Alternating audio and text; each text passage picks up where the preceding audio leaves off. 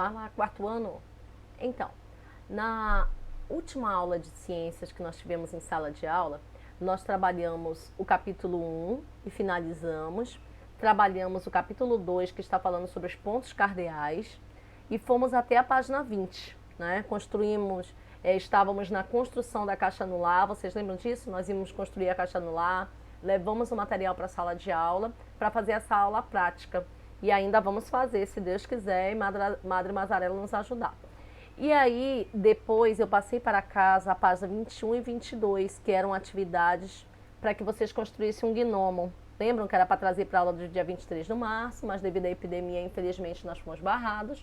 Mas nós vamos dar continuidade na parte teórica, como nós demos, e num momento mais oportuno, nós vamos ver a atividade da construção da caixa anular e de fazer o gnomo. Então hoje eu vou trabalhar com vocês as correções do capítulo 2 da página 21 até o capítulo 4, onde nós estudamos na aula passada, na quarta passada, que vai falar, que vai até a página 47. Então vamos lá? Abram o livro de vocês aí na página 21 para correção. Beleza?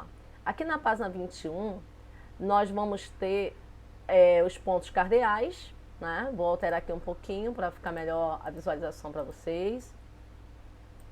Deixa eu ver se vai ficar bom, pegando a tela toda, beleza, vamos lá.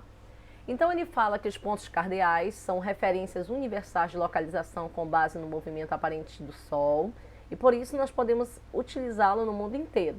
Fizemos atividades na quadra, na sala de aula, desde o terceiro ano, nós já estamos trabalhando esse conteúdo, né? Lembram lá? Rosa dos Ventos, o catavento, né? A bússola. Então nós trabalhamos esse assunto já bem detalhadinho sobre os pontos cardeais do norte, sul, leste e oeste. Depois disso aí, o livro traz uma atividade que era para vocês pegarem o braço direito. A atividade é essa que nós realizamos na quadra da escola.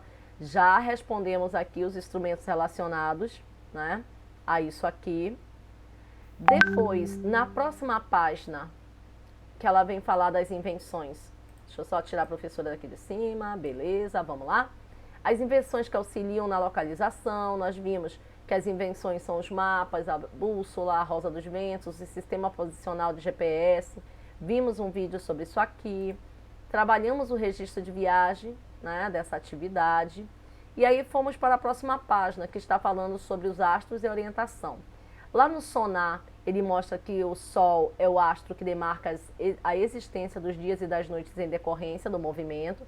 Tá aqui, ó, lembram a atividade que a professora comentou no início do vídeo, a construção do modelo de um gnomo, que nada mais é do que era um relógio que ia permitir, um relógio de sol, permitir que a gente fizesse a demarcação das horas através do Sol, né? Ano passado, no terceiro ano, nós também construímos um desse e iríamos refazê-lo esse ano, mas para ter outra visão.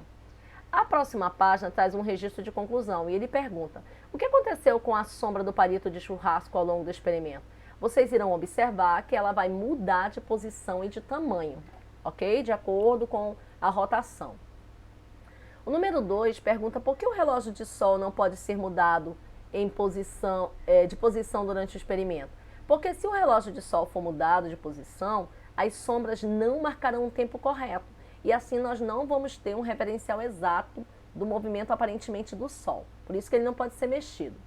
Atividade 3 pede que vocês utilizem o banco de palavras para complementar o texto. Nós temos aqui várias palavras: norte, rotação, sul, se põe, nasce, diminuindo e menor. E vocês irão ter que preencher as lacunas com essas palavras acima. Então vamos lá, ver se vocês fizeram certo aí, confere direitinho, com calma.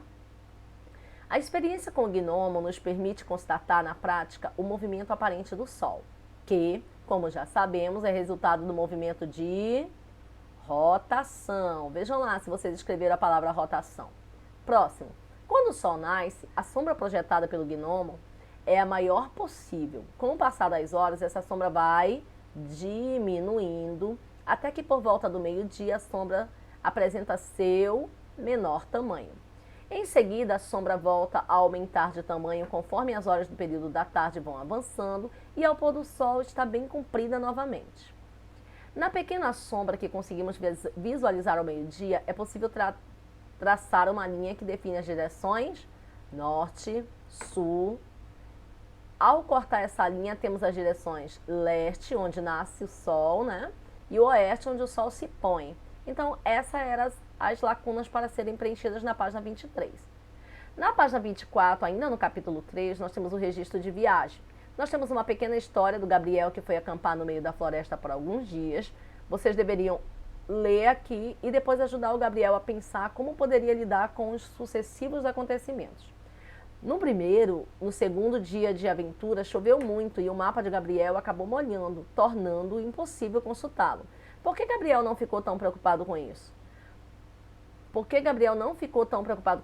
não era o seu único instrumento de localização, conforme a história conta. Ele ainda dispunhava de uma bússola e um guia para orientação pelas constelações, né? Só ler que vocês irão encontrar. Número 2. Gabriel não estava com muita sorte. Alguns dias depois, enquanto pegava algumas frutas em uma árvore, deixou cair sua bússola e não percebeu. Só se deu conta quando estava anoitecendo, de modo que não conseguiu mais encontrá-la na mata escura. Gabriel sabia que precisava voltar para a direção sul, o que ainda poderia ajudá-lo a se localizar. Então, o que ele fez? Lá no livro dele, o Gabriel ainda dispunhava do seu livro de astronomia e ele poderia consultá-lo a fim de uma referência de alguma constelação que aponte para a direção pretendida.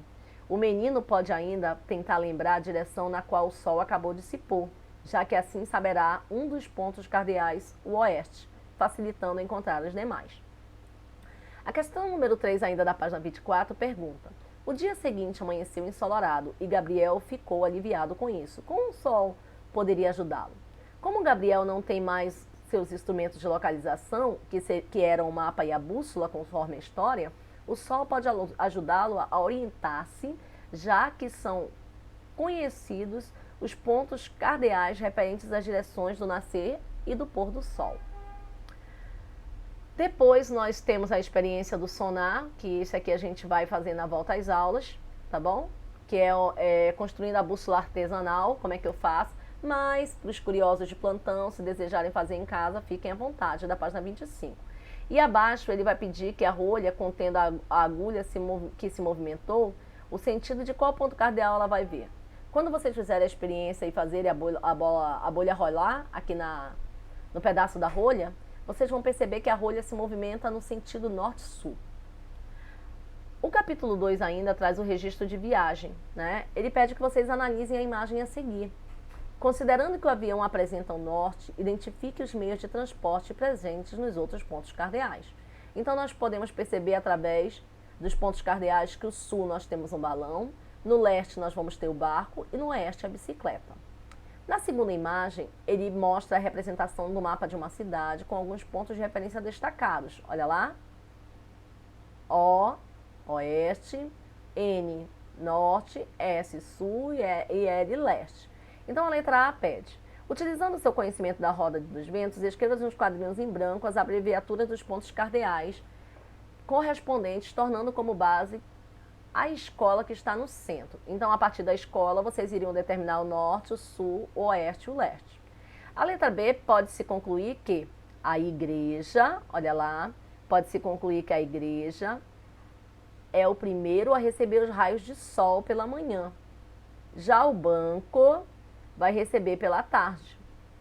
Por sua vez, é o último a se despedir do sol ao fim do meio-dia. Então, aí fecha a página 26. Nós vamos para a âncora, na página 27. Nesse capítulo, você aprendeu sobre o movimento aparente do Sol e os pontos cardeais. Verifique se você compreendeu o que foi estudado, completando o mapa conceitual a seguir. Então, eu tenho aqui oeste, pontos cardeais, põe-se, sul, leste, sol, orientação. Isso aqui são as palavras-chave que nós estudamos no capítulo 2. Então, como é que vai ficar, professora? O que está em branco? Sol, nasce no leste, põe-se no oeste, ok? Os instrumentos, eu posso usar o gnomon, a rosa dos ventos, a bússola, usando também os pontos cardeais para achar o norte, sul, leste e oeste. Espero que tenham acertado. Vamos lá para o início do capítulo 3, que é o que estudamos semana passada, que é ligando os seres vivos, né? Nós estudamos aí no Ligando os Seres Vivos, deixa a professora colocar para cá. Nós estudamos essa imagem, né? Nós temos uma imagem Essa imagem, ela está sendo ampliada aqui no Todos a Bordo, onde ele pergunta na natureza o que você acha dos seres vivos, vocês responderam essas perguntas, né? Nós vimos que os seres vivos, na abertura detalhada, as conexões que existem na cadeia alimentar, que foram apresentadas. No Tudo Começa com a Energia do Sol, que está localizado na página 30, tem uma atividade, né? E ele pergunta lá no farol: em um ambiente, as plantas e os animais dependem um dos outros para viver. Veja como isso funciona neste verso. Tubarões comem atuns. Atuns comem sardinhas. Sardinhas comem zooplânctos. Zooplânctos comem fitoplânctos. Fitoplânctos comem luz do sol. Então, tubarões comem luz do sol. É um texto produzido para esta obra. E aí ela faz perguntas. Com relação aos versos apresentados, faça o que se pede. Para você, todas essas relações possíveis, o que você acha? Se você acha que sim, você vai marcar o quadradinho do sim. Se você acha que não, você vai marcar o não. É uma resposta pessoal, como a atividade está dizendo. Número 2. Represente os versos por meio de um esquema ou uma ilustração. Então, espera-se que, usando a lógica do que foi dito aqui, vai ficar dessa forma. Sol, seta para o fitoplâncton, precedendo do zooplâncton, sardinhas, atu e tubarões. Tá? Então, assim vai ficar o esquema de representatividade. Espero que tenham acertado. Seguindo ainda, nós temos na próxima página o título A Alimentação liga animais e plantas. Né? Então, aqui vocês tinham um texto falando que os cientistas costumam descrever a dependência alimentar entre plantas e animais, utilizando quem? A cadeia alimentar, que nós também estudamos desde o terceiro ano. Então, ele está trazendo aqui, a única diferença é que lá vocês só estudavam os animais produtores, consumidores e os terciários, lembram? Os primários, secundários e terciários. Aqui a gente vai elevar um pouco mais o estudo, porque como vocês viram, essa cadeia alimentar ela começa a falar dos níveis tróficos, né? Que foi o que nós estudamos. Então ele mostra aqui a primeira ordem, a segunda ordem e a terceira ordem para vocês. Dando continuidade, ele mostra a parte que são chamadas produtoras e os decompositores. Na próxima página, nós temos a atividade do internauta, né? Que ele pede que vocês façam a experiência que foi passada para vocês como atividade de caráter avaliativo, aonde vocês iriam ter que ajudar o Jorge e a Helena para desenharem os seres vivos e organizar um sobre o outro de acordo com o nível que eles ocupavam na cadeia, né? Então, foi dado o material, todas as diretrizes para os senhores fazerem, e ao terminar, vocês iriam verificar o quê? Que a sequência da cadeia alimentar do desafio do Jorge e da Helena deveria ficar planta, gafanhoto, sapo, serpente e gavião. No segundo, a atividade pede que vocês circulem, na atividade 1, o nome dos seres vivos classificados como carnívoros. E vocês iriam ter que circular o sapo, a serpente e o gavião. O número 3 é uma resposta pessoal que vai pedir que você... o que você acredita que pode acontecer com essa cadeia se a população dos sapos for extinta, né? Pedia que vocês gravassem um vídeo, eu vi vídeos lindos e maravilhosos, foi muito legal, todos estão de parabéns. Lá na página 32, ele dá continuidade no registro de viagens e pede que no número 1 vocês identifiquem os níveis tróficos dos seres vivos abaixo. Então aqui nós temos as imagens e vamos detectá-las. A primeira eu tenho um produtor, né, que corresponde ao capim, aqui é o mato. O segundo eu tenho um consumidor primário e o terceiro eu tenho um consumidor secundário. Na letra B eu tenho um produtor, eu tenho um consumidor primário e eu tenho um consumidor secundário. Aqui eu tenho, né, uma planta, que é um produtor, o coelho como consumidor primário e o lobo como consumidor secundário. Número 2 pergunta: que hábito alimentar os consumidores primários têm? O que é que os senhores iam ter que colocar? São herbívoros e se alimentam de plantas. Ou quem colocou só que se alimentam de plantas, tá de boa, já tá certinho. Número 3. Que hábito alimentar os consumidores secundários e terciários têm? São carnívoros, consumindo outros animais. Número 4. Qual é o papel dos compositores nessas cadeias alimentares? Os decompositores se alimentam de restos de animais e plantas mortas. E incluindo as setas na ilustração de acordo com o nível trófico, vocês têm aí a cadeia, né? Capim vai para a abelha, que vai para cá, né, para as larvas, para a aranha vai para o lagarto para a cobra, que volta para os seres decompositores. Espero que tenham feito certo a atividade da página 33. Ainda no capítulo 3, nós temos aqui os decompositores na cadeia alimentar, né? O produtor, consumidor primário, secundário e terciário. Tem um pequeno texto falando sobre a entrada da ação do nível trófico dos organismos compositores, que são as bactérias e os fungos. Os senhores devem ter lido, né? E depois a gente teria uma experiência que nós vamos fazer depois, essa experiência da decomposição, que inclusive ano passado, lembram? Nós fizemos com pão e o mamão. Lembram a decomposição? É isso aí, é a mesma coisa. E aí ele vai perguntar, o que aconteceu com a laranja madura? A laranja vai sofrer a decomposição, sendo gradativamente desmanchada, né? Ela vai se desmanchar, vai ficar lisa. Quais os micro-organismos participam do processo? Vocês já viram no passado que são os fungos e as bactérias. E que tipo de processo é esse e qual a sua importância? A decomposição, que desmancha as plantas e os animais, como nós vimos, os animais mortos, servem para enriquecer o solo novamente, né? Lá no farol, vocês têm um cartoon, né, que está mostrando aqui o gênero textual, que apresenta a análise e a opinião de um texto. Né? A gente vê aí, isso é terrível, se o plâncton entrar em greve, isso vai destruir toda a cadeia alimentar.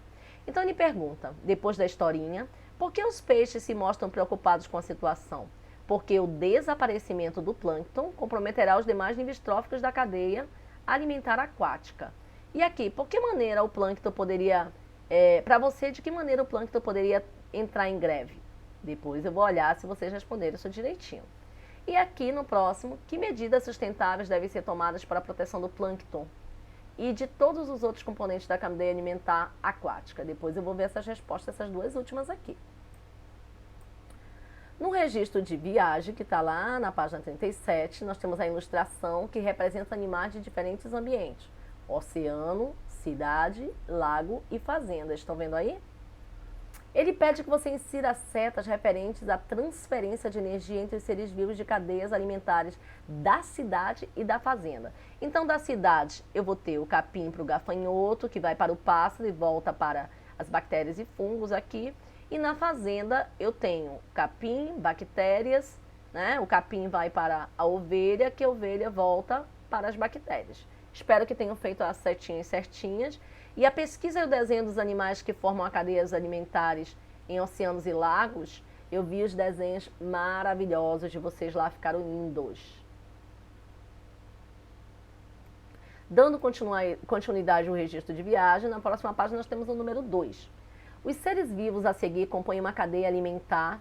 Com base nisso, faça o que se pede. Nós temos lá como primeiro as frutas, o 2 a galinha e o número 3 vai ser o rato, que é o que ele pede para que vocês enumerem os organismos de acordo com o nível trófico. Então vai ficar 1, 2, 3. E escreva essa cadeia alimentar. Frutos, seguido da galinha, seguido do gambá. Ok? Que a professora mostrou aqui. Número 3. Organize uma cadeia alimentar com os seres vivos. Nós temos aí como é que elas vão ficar? Algas, sardinhas e o tubarão. Espero que tenham feito certinho. Na próxima a gente tem uma âncora, né, desse capítulo aqui, que nós vamos verificar depois. Indo para o capítulo 4, ele vai falar sobre os caminhos da matéria e da energia que nós iniciamos na aula passada. Né? Fizemos aqui, analisamos o todos a bordos, né? E aqui tinha algumas perguntas. Por que o sol é importante para as plantas? O sol é fonte de energia para que as plantas produzam seu alimento por meio da fotossíntese. Né?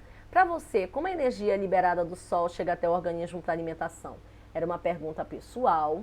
E a água? De que maneira a água pode chegar ao solo e à planta? No vídeo passado eu dei explicações e dicas sobre isso aí. Nós tínhamos o ciclo da matéria no farol e depois do poema vocês iriam ter que responder as perguntas que estão na página 43. Né? Essas perguntas ele fala, de acordo com o poema, responda as perguntas a seguir e discuta os resultados com os colegas e o professor. Qual é o tema do poema? Nós estamos vendo que o poema está falando sobre o ciclo da água. Está bem aqui, ó. Em qual trecho do poema é reconhecida a importância da água para a reprodução dos seres vivos e a manutenção da vida? Antes de evaporar, ou seja, antes dela evaporar da natureza, ela tem condições de se renovar toda com a sua beleza, né? Número 3. Como a água absorvida pelas plantas pode passar para outros seres vivos? Através da cadeia alimentar, como nós vimos. Estudos apontam que a água tratada tem se tornado um recurso cada vez mais escasso. Converse com os colegas sobre os impactos da falta de água para os seres vivos e como podem fazer para economizar esse recurso. Já trabalhamos isso aí, já fizemos cartaz na sala de aula, né? Através do quê? Não usar a água de forma inadequada, economizar. A mesma água que você usa, por exemplo, na máquina de lavar roupa, reutilizar para lavar os pátios da casa. Ao invés de usar mangueira para lavar o carro, eu posso usar água no balde. Esses processos que nós já vimos. E aqui vocês iam ter que representar um ciclo da água através de um desenho. Como é que vocês iriam fazer essa atividade número 5? Aqui eu espero que vocês tenham feito o ciclo da água, que vai indicar a evaporação da água dos rios, de lagos ou dos mares, a formação de nuvens, da chuva, da infiltração da água no solo e a absorção das águas pelas plantas e o seu consumo de animais. Eu mandei vídeo para vocês lá, links de vídeo no YouTube, que tinha esse processo do ciclo da água, que era para dar uma força aí, para ajudar a montar esse desenho, ok? A página 45, ele vai falar sobre os ciclos biogenéticos, né? Essa página 45 de ciências, vocês iriam ter que, de acordo com a história em quadrinho aqui, que vocês iriam ler, desenhar uma cadeia alimentar considerando os seres vivos que apareciam na história. Então, como é que vai ficar? A cadeia alimentar desenhada, ela deve considerar o Sol e os seres vivos que se encontram. Então, como é que ia ficar? Sol, plantas, através da plantação aqui, ó. Vejam lá. O boi e os seres humanos que aparecem na história. Espero que tenham acertado. Número 2, ele fala que impactos a falta de chuva pode causar em uma cadeia alimentar. Desequilíbrio ambiental decorrente da morte dos seres vivos da cadeia alimentar. Bem facilzinha essa daí, né? A página 45 vai pedir que vocês leiam o texto a seguir e façam o que se pede na atividade do farol. Ele pergunta, um dos gases do efeito estufa é o dióxido de carbono. O acúmulo desse gás na atmosfera tem aumentado muito nos últimos anos, em razão da queima excessiva dos combustíveis feitos à base de petróleo, como gasolina e o óleo diesel, e aumento do desmatamento. A letra A pedia que vocês pesquisassem um outro nome pelo qual o dióxido de carbono também é conhecido, e esse nome é chamado de gás carbônico. A letra B. Qual é a relação entre o desmatamento e o aumento da concentração do dióxido de carbono na atmosfera? Então, a redução das árvores, ela aumenta a concentração do dióxido de carbono na atmosfera. E a número 2, para você, o dióxido de carbono só tem efeito negativo no ambiente escolar? Uma resposta pessoal. O SONAR, que vem na página 46, ele pede que vocês observem o ciclo da água e o ciclo dos gases, né? E que vocês analisem o esquema, né? Na página 47, que é onde foi até a aula passada, ele vai pedir que, considerando o esquema acima dos ciclos biogeoquímicos, você organize uma atividade nessa tabela para os ciclos do carbono, do oxigênio e nitrogênio, falando o que ocorre e os impactos na cadeia alimentar. Então vamos lá, bem devagar para não ter erro. O carbono, o que ocorre? A absorção de gás carbônico pelas plantas e o impacto, a absorção de gás carbônico pelas plantas também. O oxigênio, ele ocorre a produção do oxigênio utilizando na respiração através da fotossíntese e liberação de gás carbônico. Os impactos na cadeia alimentar, liberação do gás carbônico para a fotossíntese dos produtores e o oxigênio também é usado na decomposição da matéria.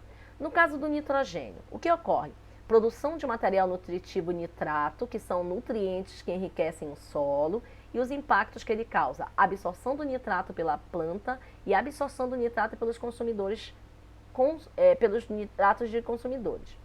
A questão número 2, ele pede que, considerando o ciclo de carbono, a opinião de vocês sobre a pergunta. Para você, o dióxido de carbono só tem efeito negativo no ambiente? Vocês iriam ter que voltar na questão 2 da página 45 para poder concluir essa resposta aqui. Abaixo a gente tem uma resposta, umas dicas de como vocês fazerem isso da página 47. Então a autocorreção da página do capítulo 3 vai até aqui. A nossa autocorreção, conforme a aula passada, foi até a página 47. A aula prossegue da página 48 em diante. Espero que eu tenha ajudado e que todos tenham acertado. Até a próxima!